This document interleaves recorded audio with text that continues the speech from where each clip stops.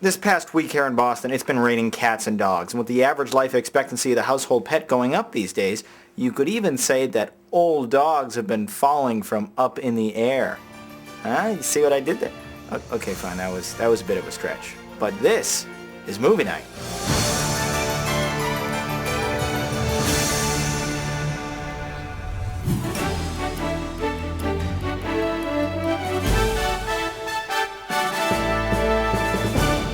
Hello and welcome to Movie Night, probably the last show on this channel to be converted to high definition. I am your host, Jonathan Paula. Our first film tonight is the 2009 comedy drama, Up in the Air. Released last December to a surprisingly good box office run, Up in the Air is the Academy Award nominated film starring George Clooney as Ryan Bingham, a guy who travels around the country basically firing people as his full-time job. Joining him for some of the adventures is Natalie Keener, played adorably by Anna Kendrick, and Alex, played by Vera Farmiga, who quickly become his sex traveling buddy. The setting of this movie is about travel and about firing people in a bad economy, and although it's an original occupation for a leading man, especially for Clooney, it's not a very interesting or exciting one, let alone funny. I will say that the material is upsettingly true to life at times, even gratuitously dramatic, as you watch these nice people get fired from 30-year-old jobs. It's supposed to be a comedy film, or at least I thought. The real focus though is on Ryan and Alex's relationship, one that exists only when they're traveling. Meanwhile, Natalie exhibits some foolishly innocent behavior despite seeming mostly competent and in her mid-20s.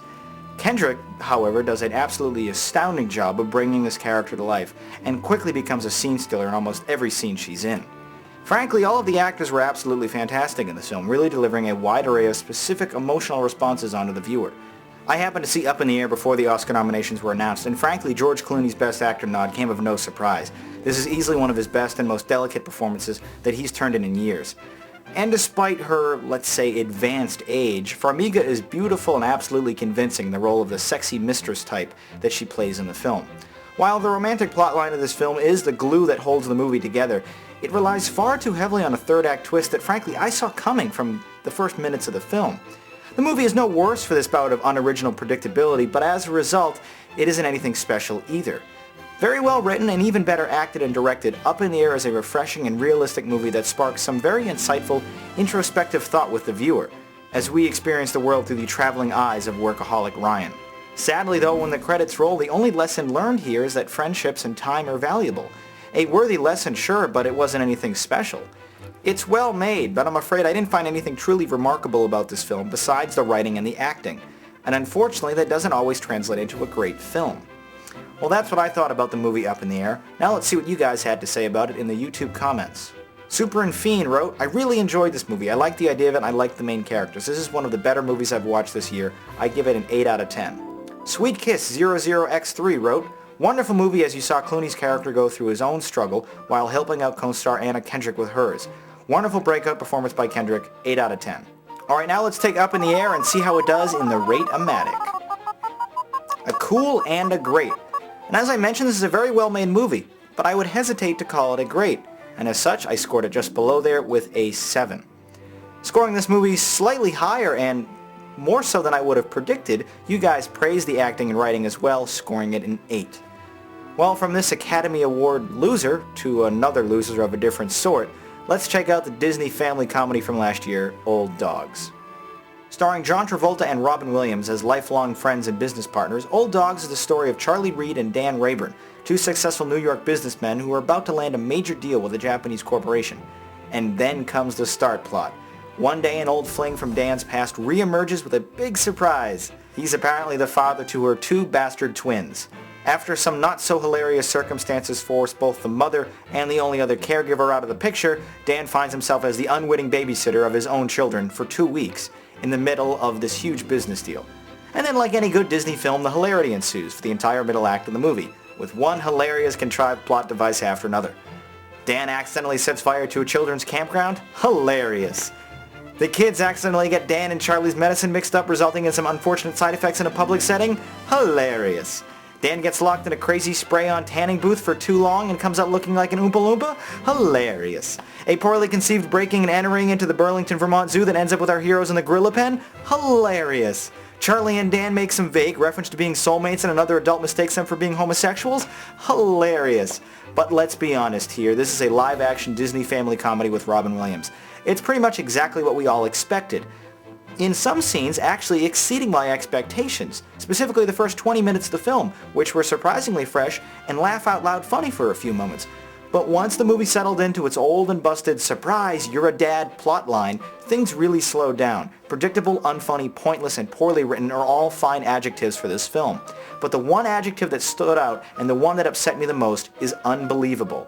The entire premise of the film is hinging on the fact that Travolta and Williams are supposed to be these over-the-hill businessmen past their prime, constantly being mistaken for grandparents. Now, Travolta was a guy we just saw most recently in The Taking of Pelham 123, where he was a gripping and menacing terrorist in the subways of New York. And now you want us to believe this 56-year-old man is the gay grandparent to some 7-year-old twins? Sure, both of these veteran actors have been around since the 70s, but neither one of them even has that much gray hair. The failing premise and poor writing aside, Old Dogs may delight some younger viewers who don't mind seeing a movie that literally amounts to nothing more than one slightly humorous gag after another slightly humorous gag for 88 minutes.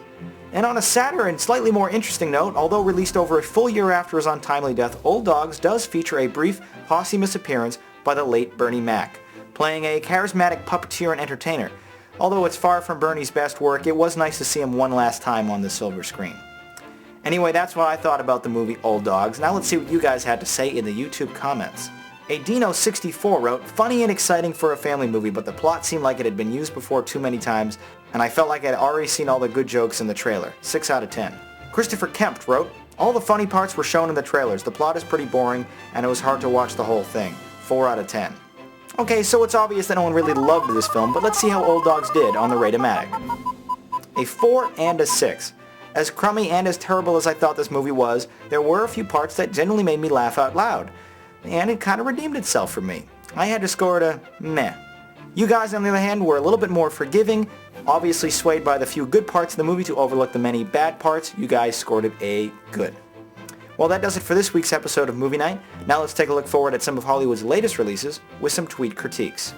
Danny Zach tweeted, "She's out of my league. Classic lonely boy gets hot girl slapstick comedy. Predictable but enjoyable. Fresh actors, good message. 7 out of 10. MacQUMC wrote, "I saw Hot Tub Time Machine on an early screening. I loved the lines. They were funny and memorable. They had good characters build. 10 out of 10. Well, that does it for tonight's episode, so now let's take a look forward at the movies we'll be reviewing for next Wednesday.